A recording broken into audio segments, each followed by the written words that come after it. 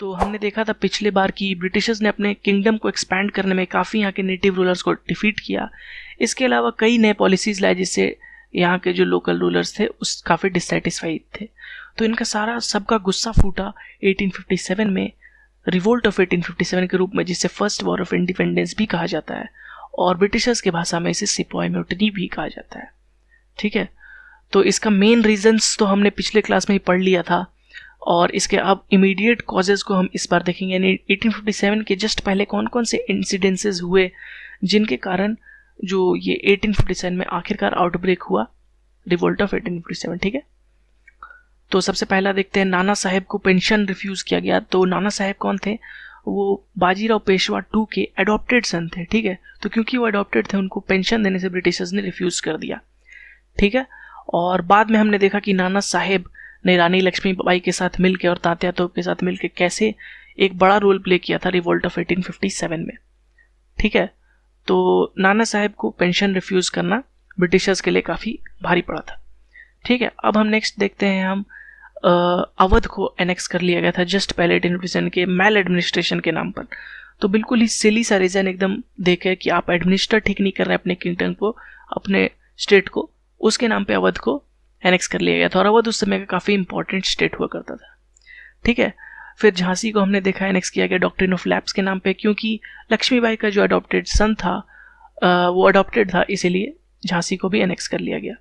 ठीक है, फिर मिलिट्री में हमने देखा कि जो सिपॉयज थे, इसे सिपॉय म्यूटनी क्यों कहा जाता है? क्योंकि इंडियन के जो सोल्जर्स थे उन्होंने काफ़ी एक बड़े लेवल पर रिवोल्ट किया था। तो इंडियन सोल्जर्स पहले से ही डिससेटिस्फाइड थे क्योंकि उन्हें लो रैंक और सिर्फ लोअर सैलरीज मिलती थी कंपेयर टू ब्रिटिशर्स सोल्जर। और जब न्यू इनफील्ड राइफल्स का इंट्रोडक्शन हुआ तो ये एकदम से इन्फ्यूरिएट हो गए। तो ऐसा न्यू इनफील्ड राइफल्स में क्या था ऐसा जिससे काफ़ी गुस्सा हो गए वहाँ के सोल्जर्स, इंडियन सोल्जर्स? तो उसमें जो कार्ट्रिज होता था वो ग्रीस होता था जो ऑयल और फैट से, वो ऑयल और फैट होता था काऊ और पिग्स का। तो रिलीजियस सेंटिमेंट को हर्ट किया था क्योंकि काऊ जो है होली है हिंदूज़ के लिए और पिग्स था अनहोली मुस्लिम्स के लिए। तो इसलिए यहाँ पे हिंदू मुस्लिम यूनिटी देखने को मिली और उन्होंने एक साथ विरोध किया न्यू इनफील्ड राइफल्स का। ठीक है, और फाइनली जो आउटब्रेक हो जाता है 1857 में। ठीक है, तो जो नए राइफल्स था उन्हें मुंह से लोड करना पड़ता था और इसका विरोध करते हुए जितने भी सिपाही थे उन्होंने इस राइफल को यूज़ करने से मना कर दिया। ठीक है, और एक तरह से विरोध प्रदर्शन में म्यूटिनी के रूप में ये बाहर उभरा। तो सबसे पहला इंसिडेंट कहाँ सामने आया? सबसे पहला इंसिडेंट था मंगल पांडे जो 34th नेटिव इन्फेंट्री के थे, बैरकपुर के। उन्होंने अपने सार्जेंट पर गोली चला दी और यहीं से स्टार्ट होता है 1857 का रिवोल्ट। ठीक है, तो मंगल पांडे ने अपने ही सार्जेंट पर गोली चला दी क्योंकि वो एक तरह से पंडित थे, ब्राह्मण थे और उनको ये बिल्कुल मंजूर नहीं था कि इनफील्ड राइफल जिसमें काऊ का फैट है उसे वो मुंह से लोड करे। ठीक है, इसके अलावा फिर हम देखते हैं कि मीरठ में भी जो सिपाही थे उन्होंने विरोध किया इसका और एक तरह से म्यूटिनी वहाँ पे भी हुआ, मीरठ में भी सिपाही म्यूटिनी हुआ। ठीक है, फिर तात्या तोपे और रानी लक्ष्मीबाई और कई ने मिलकर लड़ाई लड़ी। इसके अलावा लास्ट मुगल रूलर बहादुर शाह जफर ने भी लड़ाई लड़ी। ठीक है, लेकिन आखिरकार रिजल्ट क्या हुआ कि ब्रिटिशर ने सक्सेसफुली ऑपरेस कर दिया था रिवोल्ट ऑफ 1857 को। ठीक है, तो इसका कारण क्या था कि क्यों रिवोल्ट ऑफ 1857 नहीं जीत पाया ब्रिटिश के खिलाफ? तो इसका बहुत सारे कारण थे, जैसे कि लैक ऑफ कोऑर्डिनेशन, सब अपने अपने लड़ रहे थे जिसमें कोऑर्डिनेशन नहीं था किसी के लड़ाई में। इसके अलावा मेनली कोई एक नेशनलिस्ट फीलिंग नहीं थी, वो जो मेन अपने अपने किंगडम और अपने अपने राइट के लिए लड़ रहे थे। ठीक है, इसलिए ब्रिटिशर्स ने उन्हें दबाने में कामयाब रहे। तो चलिए अब कुछ फ्रीडम फाइटर्स और नेशनलिस्ट के बारे में पढ़ लेते हैं, कुछ लीडर्स ने जिन्होंने काफ़ी बड़ा रोल प्ले अदा किया इस टाइम। तो सबसे पहले हम नाना साहेब के बारे में देखा था। तो जानते हैं नाना साहेब कौन थे? तो ये नाना साहेब सबसे पहले son of Bajirao Peshwa two थे जो मराठा के पेशवा थे। तो बाजीराव पेशवा टू उनके ये सन थे। ठीक है, और इन्होंने काफ़ी बड़ा रोल अदा किया रिवोल्ट ऑफ 1857 में। ठीक है, रानी लक्ष्मीबाई के साथ में ये लड़े थे अगेंस्ट द ब्रिटिशर्स। ठीक है, तो इनको हमने अभी देखा कि इनको पेंशन रिफ्यूज़ कर दिया गया था क्योंकि ये अडॉप्टेड सन थे। ठीक है, अपने सन नहीं थे बाजीराव टू के, इसलिए इनको पेंशन देने से ब्रिटिशर्स ने मना कर दिया। और ये कंटिन्यूसली 1857 में इनका बहुत ही बड़ा रोल था। ये कंटिन्यूसली दिल्ली से लखनऊ के बीच में ट्रैवल करते थे और सपोर्ट जमा करते थे दिल्ली में भी लखनऊ में भी, ताकि एक तरह से ब्रिटिशर्स को अपोज किया जा सके। ठीक है, काफ़ी इनका बड़ा हाल था रिवोल्ट ऑफ 1857 को थोड़े बड़े लेवल पे ले जाने का। ठीक है, इसमें इनकी मदद किसने की? रानी लक्ष्मीबाई ने। रानी लक्ष्मीबाई कहाँ की रानी थी? तो झांसी की रानी थी, ये सब जानते हैं। और वो जो रूलर ऑफ झांसी थी उनकी वाइफ थी। ठीक है, तो इनका जो सन था, एडॉप्टेड सन, उनका नाम था आनंद राव। तो आनंद राव एडॉप्टेड था, इसलिए झांसी को एक तरह से एनेक्स कर लिया गया था, क्योंकि उनके पास एक लीगल एयर नहीं था सन के लिए, किंगडम के लिए। ठीक है, तो डॉक्ट्रिन ऑफ लैप्स के नाम पे रानी लक्ष्मीबाई से इस किंगडम को एनेक्स कर लिया गया था। फिर हम देखते हैं तात्या तोप को, कि इन्होंने भी काफ़ी बड़ा रोल अदा किया था 1857 के रिवोल्ट में। तो ये जनरल ऑफ नाना साहेब थे। तो नाना साहेब जो बाजीराव पेशवा 2 के सन थे, अडॉप्टेड सन, उनके ये जनरल थे तात्या तोप ने, और इन्होंने बहुत ही बड़ा रोल अदा किया था 1857 में। ठीक है, इन्होंने रानी लक्ष्मीबाई के साथ मिलकर ग्वालियर फोर्ट को एक तरह से जीता था ब्रिटिशर्स के खिलाफ। तो 1857 की बड़े विक्ट्री में अगर इंडियन रूलर्स की बात करें तो फोर्ट ग्वालियर की जीत बहुत बड़ी विक्ट्री में मानी जाती है 1857 के रिवोल्ट में, और उसमें सबसे बड़ा हाथ था तात्या तोप और रानी लक्ष्मीबाई का। ठीक है, तो आप ये याद रख सकते हैं फोर्ट ऑफ ग्वालियर किसने कैप्चर किया था? तात्या तोप ने कैप्चर किया था विद द हेल्प ऑफ रानी लक्ष्मीबाई। ठीक है, तो ये सारे रूलर्स थे जिन्होंने बैटल ऑफ 1857 में बड़ा रोल अदा किया।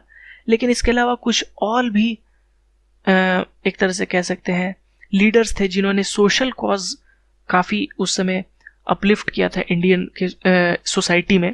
ठीक है, तो वो सोशल लीडर्स कह सकते हैं। इन्होंने लड़ाई तो नहीं लड़ी थी ब्रिटिशर्स के खिलाफ, लेकिन ये एमिनेंट पर्सनैलिटीज़ थे जिन्होंने सोशल कॉज के लिए एक तरह से कह सकते हैं लड़ाई लड़ी थी। ठीक है, एक तरह से रिफॉर्म करने में इंडिया को बहुत ही बड़ा हाथ है इनका। तो देखते हैं सबसे पहले कौन है इसमें। तो सबसे पहले आते हैं राजा राम मोहन रॉय।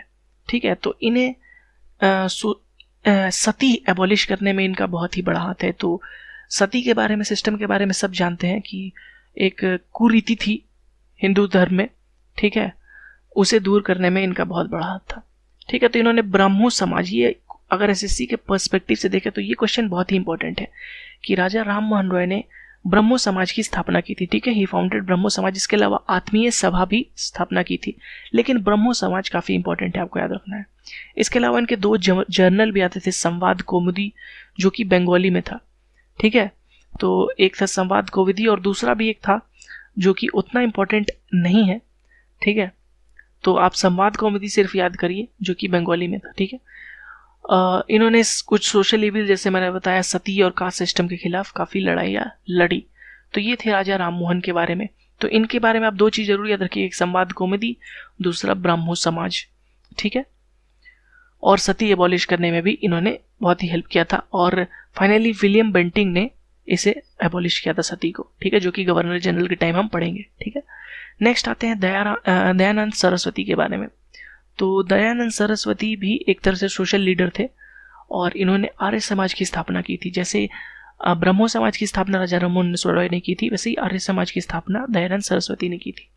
ठीक है, तो इनके बहुत ही फेमस एक लाइन है कि go back to the Vedas, वेदों की तरफ वापस जाइए।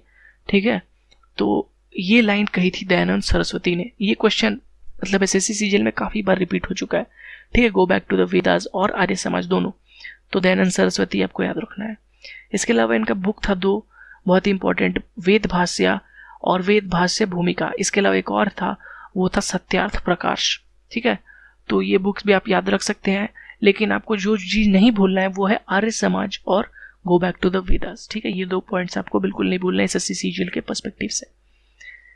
ठीक है, तो ये था दयानंद सरस्वती के बारे में। अब नेक्स्ट आते हैं हम, वो है स्वामी विवेकानंद। ठीक है, तो स्वामी विवेकानंद कौन थे? तो स्वामी विवेकानंद शिष्य थे रामकृष्ण परमहंस के। तो रामकृष्ण परमहंस को बंगाल में बहुत ही फेमस है, बहुत ही वो एक गुरु थे। तो बहुत ही फेमस गुरु थे, आज भी उनकी पूजा होती है वहाँ पे, लोग उनके फॉलोअर्स हैं, और वो थे रामकृष्ण परमहंस। तो उनके फॉलोअर थे स्वामी विवेकानंद, और इन्होंने उन्हीं के नाम पर रामकृष्ण मिशन भी इस्टेब्लिश किया था। ठीक है, फाउंड किया था, स्थापना की थी उसकी। इसके अलावा अगर हम लोग बात करें तो एक ये भी आपको याद रखना है कि ये डिसाइपल थे रामकृष्ण परमहंस के। ठीक है, और एक बहुत ही इंपॉर्टेंट फैक्ट है कि ये शिकागो के इसमें गए थे, रिलीजियस एक समिट हुआ था शिकागो में, वहाँ पे गए थे, और वहाँ पे इन्होंने काफ़ी फेमस हुए थे उसके कारण, क्योंकि वहाँ पे वो पहले ऐसे इंसान थे जिसने लेडीज जेंटलमैन के बदले my dear brothers and sisters कहा था, ठीक है। तो भाइयों और बहनों करने वाले पहले लोग थे और इससे काफ़ी तालियों की गड़गड़ाहट से गूंज उठा था शिकागो में जो रिलीजियस कॉन्फ्रेंस हुआ था, ठीक है। तो इंडियन कल्चर को काफ़ी इन्होंने बढ़ावा दिया था, ठीक है। तो इनके 2 पेपर आते थे, ठीक है, उद्बोधया और उद्बोधना और प्रबोधया, ठीक है। ये 2 आपको याद रखना है, ठीक है। आप उधो प्रोधो करके याद रख सकते हैं शॉर्टकट में। और इनका ओरिजिनल नाम क्या था, नरेंद्र नाथ दत्ता, ये भी आपको याद रखना है, ये भी क्वेश्चन आता है, ठीक है। तो याद क्या क्या रखना है आपको, रामकृष्ण मिशन याद रखना है, ठीक है। इसके अलावा नरेंद्र नाथ दत्ता याद रखना है, ये 2 तो बहुत ही इंपॉर्टेंट है, ठीक है। और इसके अलावा आप उधो प्रोधो याद रख सकते हैं। तो इसी के साथ हमारा ये क्लास यहीं पे ख़त्म होता है। हमने पढ़ा रिवोल्ट ऑफ 1857 के बारे में और जाना उस टाइम पीरियड के कुछ इम्पॉर्टेंट लीडर्स के बारे में।